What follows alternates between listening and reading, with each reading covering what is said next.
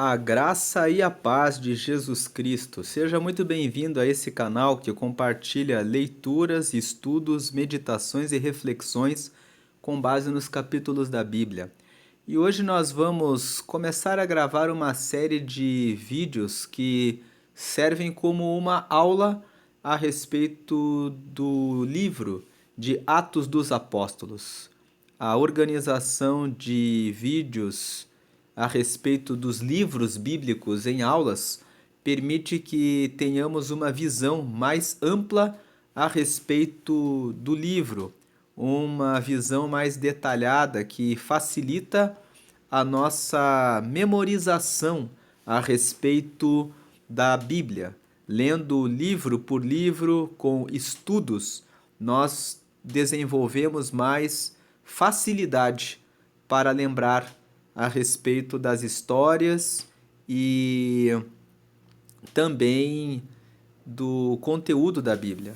Então hoje nós vamos começar a falar sobre Atos dos Apóstolos.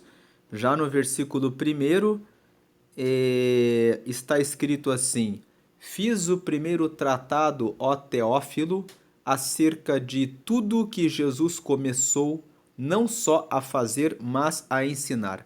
Esse primeiro versículo, quando fala assim, fiz o primeiro tratado, ó Teófilo, o primeiro tratado aqui foi Lucas. O autor de Atos dos Apóstolos foi o evangelista Lucas. O evangelista Lucas, que era médico, que era grego, que tinha, por ser grego, os gregos criaram a história. E eles desenvolveram a ideia de que tudo que você escreve que está acontecendo, ficando registrado, vai permitir que as próximas gerações tomem conhecimento a respeito de tudo que já aconteceu e possam fazer a coisa certa, encontrar caminhos melhores para o futuro.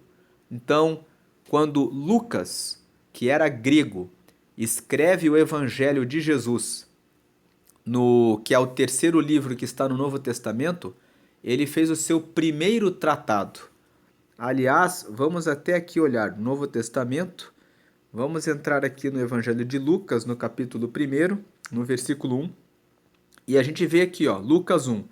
Tendo, pois, muitos empreendido pôr em ordem a narração dos fatos que entre nós se cumpriram, segundo nos transmitiram os mesmos que os presenciaram desde o princípio e foram ministros da palavra, pareceu-me também a mim conveniente descrevê-los a ti, ó excelentíssimo Teófilo, por sua ordem, havendo-me já informado minuciosamente de tudo desde o princípio. Então aqui, ó, no Evangelho de Lucas, Lucas fala, olha, muitas pessoas já fizeram o empreendimento de colocar em ordem a história, os fatos relativos à pessoa de Jesus. Segundo, o versículo 2, segundo nos transmitiram os mesmos, ou seja, segundo os discípulos de Jesus transmitiram para nós, desde o começo, desde o princípio. Quando ele fala desde o princípio, ele está falando assim, desde o começo que essas coisas começaram a acontecer. E eles foram os ministros da palavra. E me pareceu bem, também conveniente, descrever a ti, ó excelentíssimo Teófilo. Quando ele fala excelentíssimo Teófilo, dá a entender que esse Teófilo, né, que significa amigo de Deus, que Theos significa Deus e Filo significa amigo. Então, se você se chama Teófilo, né, Teófilo significa amigo de Deus. Então, esse excelentíssimo Teófilo significa que provavelmente esse Teófilo aqui era alguma autoridade. E como Lucas era grego, e então ele era historiador e era médico, é provável que ele tinha no seu círculo de amizades, no seu círculo de pessoas que ele conhecia, pessoas que eram importantes. Tem alguns teólogos que dizem que esse Teófilo era uma das pessoas que ficava próximo das autoridades romanas e que na época em que Paulo foi julgado, ele poderia exercer alguma influência no julgamento de Paulo.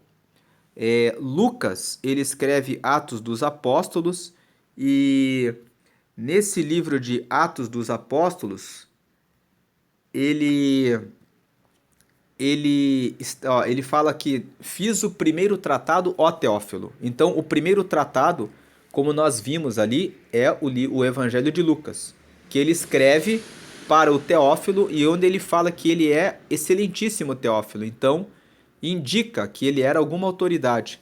E ele escreve Atos dos Apóstolos para fazer o registro de tudo o que aconteceu desde que Jesus morreu até o final das viagens missionárias que o apóstolo Paulo realizou. Paulo fez 3 viagens missionárias e Lucas, que era médico, acompanhou Paulo em todas essas viagens e depois ele registrou como que essas viagens aconteceram, quais foram as viagens e quais foram os principais ocorridos, os principais fatos e acontecimentos que ocorreram ao longo dessas viagens de Paulo, até que Paulo foi enviado para a prisão em Roma, e onde ele foi julgado e depois ele sofreu a morte por decapitação, né? Cortaram a cabeça dele no Império de Nero. Então, essas aqui são as considerações gerais de Atos dos Apóstolos. Agora vamos ler o versículo 2. Eu fiz, né, o versículo 1. Fiz o primeiro tratado, ó Teófilo, acerca de tudo que Jesus começou não só a fazer, mas a ensinar. Versículo 2. Até o dia em que foi recebido em cima, depois de ter dado mandamentos pelo Espírito Santo aos apóstolos que escolhera. Então veja que Lucas fala que quando Jesus estava aqui na terra, dando mandamentos, ele estava dando os mandamentos pelo Espírito Santo.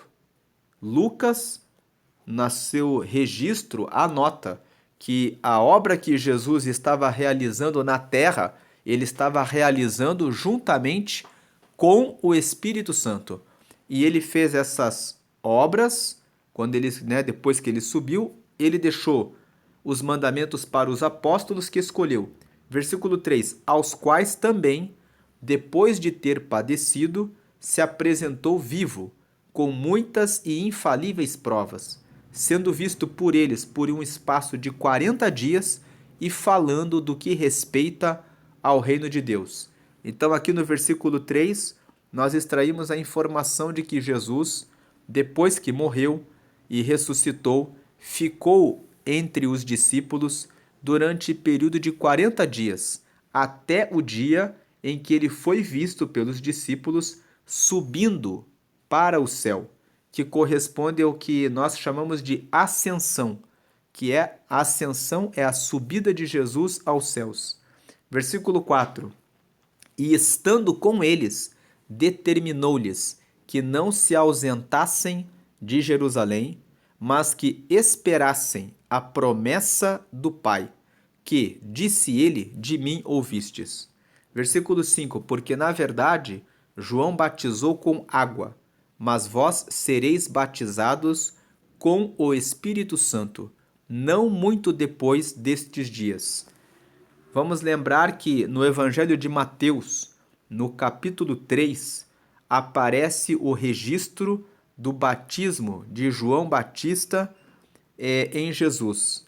E ali no Evangelho de Mateus, no capítulo 3, João fala para o povo que o batismo que ele estava oferecendo era o batismo em águas para arrependimento.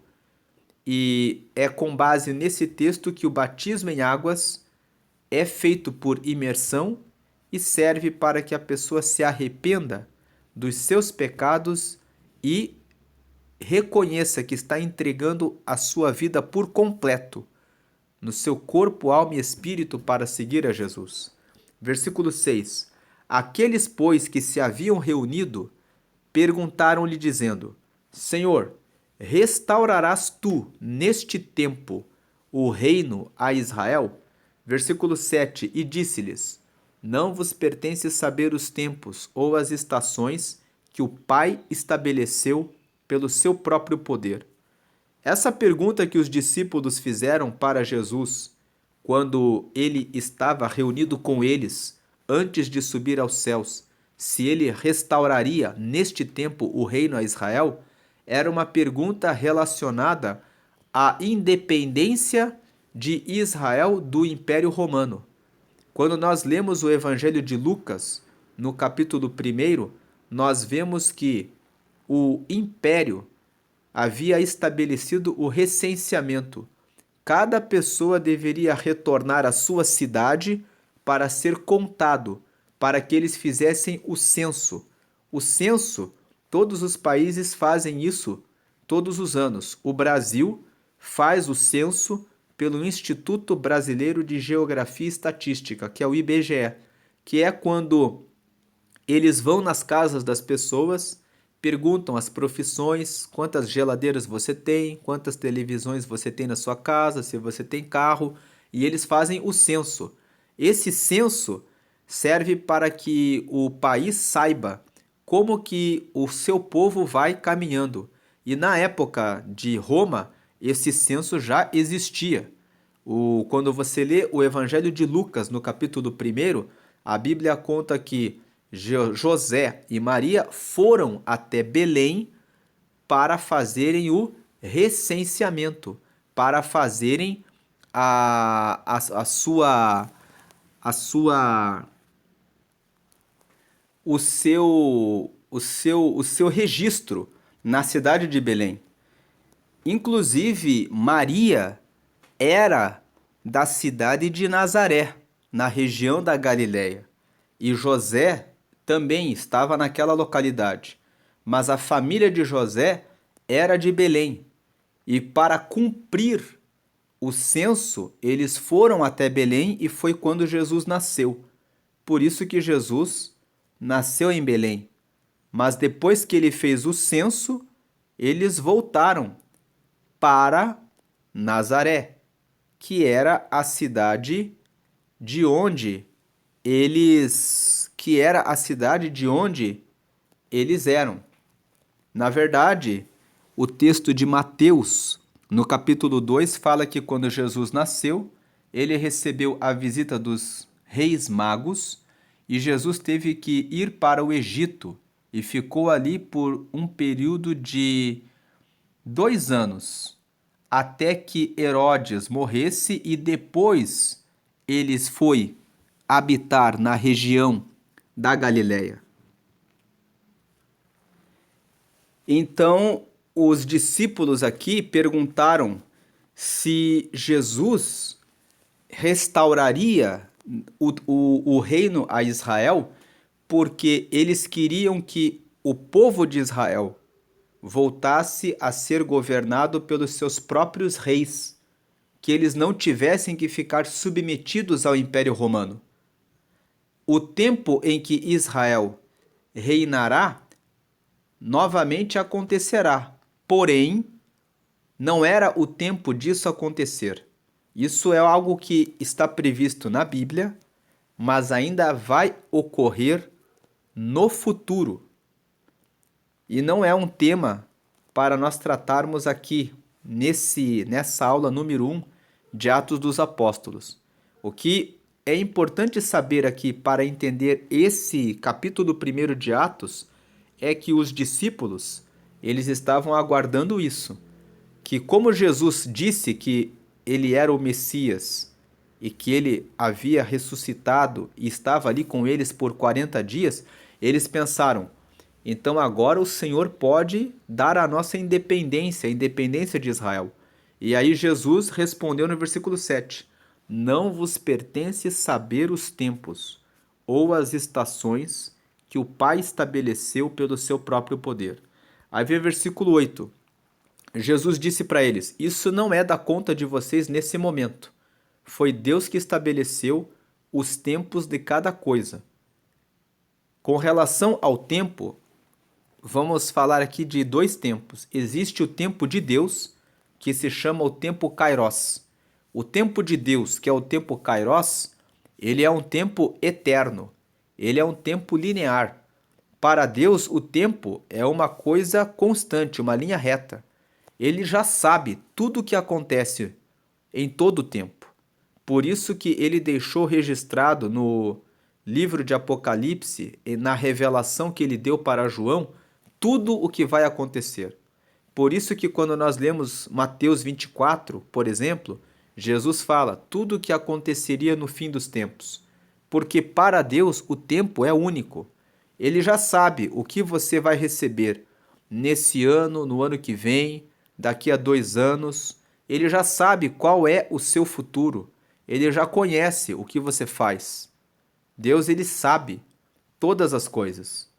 Então, Jesus fala para eles: o tempo é de Deus. Esse tempo se chama tempo kairos. E existe outro tempo que se chama o tempo cronológico, que é o nosso tempo, o tempo que nós contamos as horas e que nós contamos os dias, nós contamos as semanas, os meses e os anos. Então Deus, ele sabe todas as coisas. Como que nós podemos tirar a conclusão que ele sabe todas as coisas? Quando nós abrimos o Evangelho de Mateus, no capítulo 2, nós vemos ali que Jesus, ele já sabia Deus já sabia o que haveria de acontecer com a perseguição que Herodes faria contra Jesus para matá-lo. Quando nós abrimos a Bíblia em Lucas, no capítulo 1, nós vemos ali o registro de que o anjo Gabriel foi até a cidade de Nazaré, onde estava Maria, para anunciar a ela que ela daria à luz ao Filho do Altíssimo. Então nós vemos que o anjo vem para apenas avisar, comunicar aquilo que Deus já sabe que vai fazer sobre o futuro. Então o tempo de Deus, o tempo kairos, ele é mais avançado do que o tempo cronológico. O nosso tempo cronológico, nós precisamos ficar presos no presente. Nós não temos como acessar o futuro. E aquilo que já aconteceu, fica no passado. Agora, o tempo kairos, o tempo de Deus, ele é um tempo em que o futuro, Deus já conhece, ele já viu o futuro.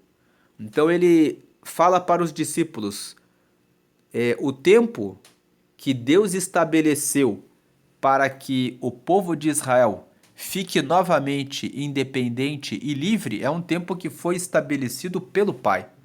Não compete a vocês saberem. O que importa para vocês é viverem o tempo cronológico, o tempo de agora. E aí vem Jesus e fala, para agora o que importa é o versículo 8. Mas recebereis a virtude do Espírito Santo, que há de vir sobre vós. Veja que Jesus fala com certeza, com convicção. Ele fala assim, e vocês serão minhas testemunhas, tanto em Jerusalém, como em toda a Judéia e Samaria e até aos confins da terra. A versículo 9, enquanto Jesus estava dizendo isso, e quando dizia isto, vendo eles, foi elevado às alturas, e uma nuvem o recebeu, ocultando-o a seus olhos. Então podemos aqui tirar mais uma informação. A última fala de Jesus para os discípulos foi: vocês vão receber o Espírito Santo.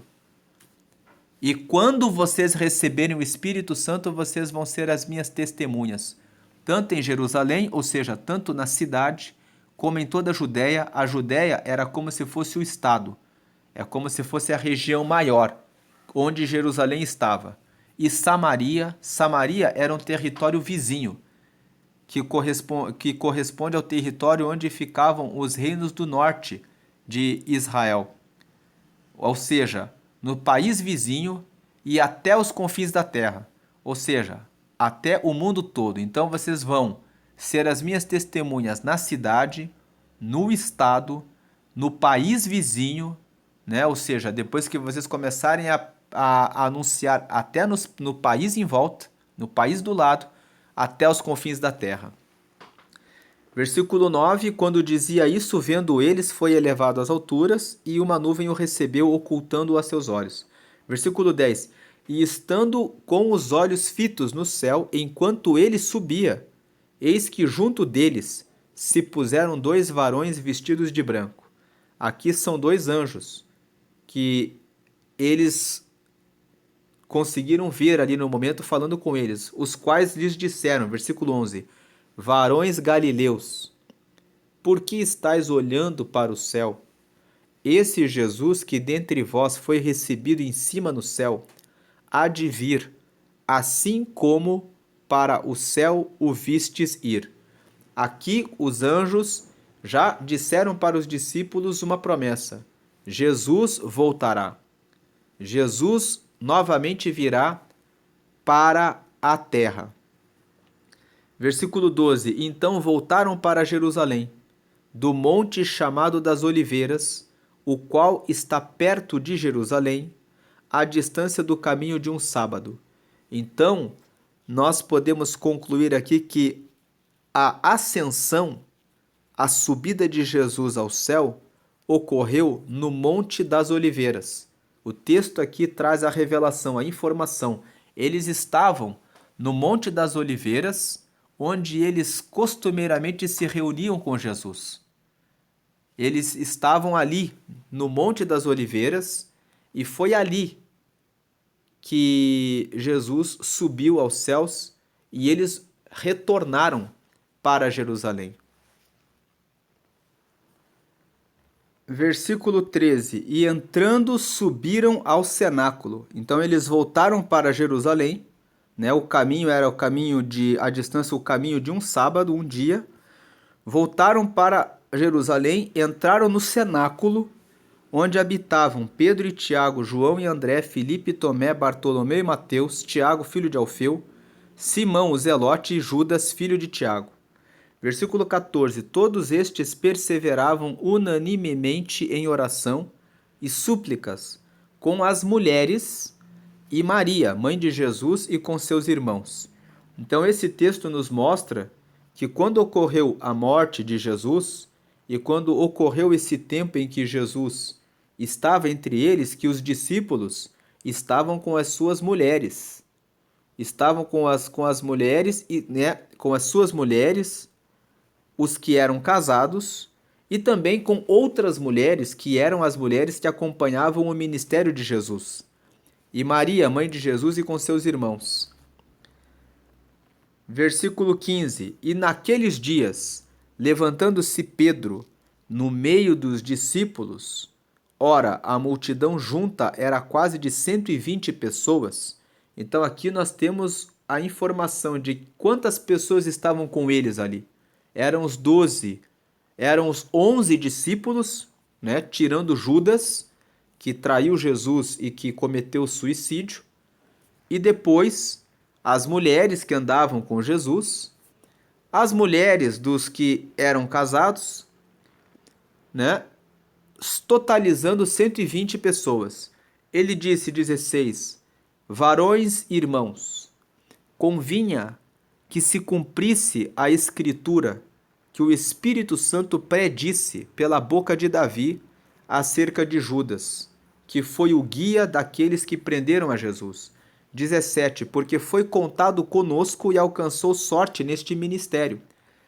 Versículo 18, ora, o Judas, né, adquiriu um campo com o galardão, ou seja, com o dinheiro da iniquidade, e precipitando-se rebentou pelo meio.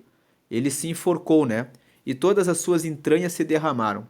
Versículo 19, e foi notório a todos os que habitam em Jerusalém, de maneira que na sua própria língua esse campo se chama Aceldama, isto é um campo de sangue. Judas se matou e aquele campo recebeu esse apelido. Aquele terreno ali é o campo de sangue. Versículo 20, porque no livro dos Salmos está escrito, fique deserta a sua habitação, e não haja quem nela habite, e tome outro o seu bispado. Esse texto que Pedro menciona corresponde aos Salmos 109, versículo 8. Então nós vemos que os discípulos usavam as escrituras para fundamentar o que estava acontecendo. Assim como Jesus usava o Antigo Testamento como escritura naquele tempo, os discípulos aprenderam com Jesus a usar as escrituras também. Versículo 21. Por que Pedro fala isso? Porque Pedro fala assim no versículo 21. É necessário, pois, que dos varões que conviveram conosco todo o tempo em que o Senhor Jesus entrou e saiu dentre nós, versículo 22, começando desde o batismo de João até o dia em que dentre nós foi recebido em cima, um deles se faça conosco testemunha da sua ressurreição. Então Pedro aqui está falando a respeito de Judas, porque ele está propondo para os 120 que estavam reunidos com ele, as 120 pessoas, que deveria ser escolhida uma pessoa para ficar no lugar de Judas. E essa pessoa deveria ser alguém que acompanhou todos os discípulos desde o tempo em que Jesus foi batizado nas águas por João até o dia em que ele subiu, porque era necessário que essa pessoa que ficaria com os 12 fosse uma pessoa que viveu e acompanhou toda a história de Jesus e que era conhecido de todos eles. Aí, versículo 23, e apresentaram dois, José, chamado Barsabás, que tinha por sobrenome o Justo, e Matias. Então era José Justo e Matias, os dois candidatos. 24, e orando disseram, Tu, Senhor, conhecedor do coração de todos, mostra qual destes dois tens escolhido. Versículo 25, para que tome parte neste ministério e apostolado, de que Judas se desviou para ir para o seu próprio lugar. Versículo 26, e lançando-lhe sortes, caiu a sorte sobre Matias, e por voto comum foi contado com os 11 apóstolos. Então, nós vemos aqui que Pedro, que logo depois que Jesus subiu, a última ordem que Jesus deu aos discípulos foi que ficassem em Jerusalém para que até que fossem batizados com o Espírito Santo. Jesus sobe aos céus, dando uma ordem sobre a relevância, sobre a importância de que eles recebessem o Espírito Santo. Jesus fala que só depois que vocês receberem o Espírito Santo é que vocês vão ser as minhas testemunhas. Em Jerusalém, vocês começam a ser testemunhas primeiro em Jerusalém, depois na Judéia, depois no país vizinho, a Samaria, e depois vocês vão para os confins da terra. Isso nos traz um ensino. Tem muitas pessoas que querem começar o ministério anunciando o reino em outros lugares, em outros povos, quando não pregam nem mesmo para o vizinho de porta. É necessário que você primeiro tenha comunhão com Deus e possa pregar para as pessoas que estão à sua volta. Se você não anuncia o reino de Jesus Cristo, nem para as pessoas que estão à sua volta, nem para as pessoas da sua família, nem para os seus vizinhos, como você pode querer pregar o reino para outras pessoas? Uma formação em teologia, um curso bíblico, não é suficiente para que você realize essa chamada ministerial. Tem muitas pessoas que querem usar a igreja como uma forma de conhecer outros países. E isso não está certo. Se você quer conhecer outros países, então você precisa trabalhar e conseguir juntar o seu recurso próprio para poder realizar a sua viagem, para poder conhecer o outro país, para atender o seu interesse particular. Não se colocar como um candidato a missionário para receber o recurso da igreja, sendo que você ainda não tem o Espírito Santo e a chamada de Deus, com a preparação adequada para ir a outro lugar. Se você não prega onde você mora, se você não é testemunha de Jesus Cristo onde você está, não será em outras terras e em outro lugar. Essa é a última palavra que Jesus disse.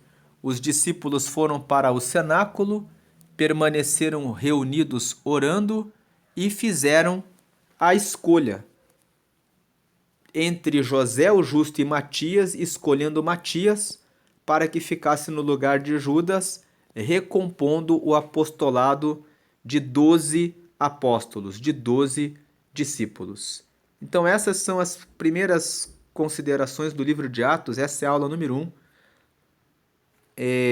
A paz de Jesus Cristo.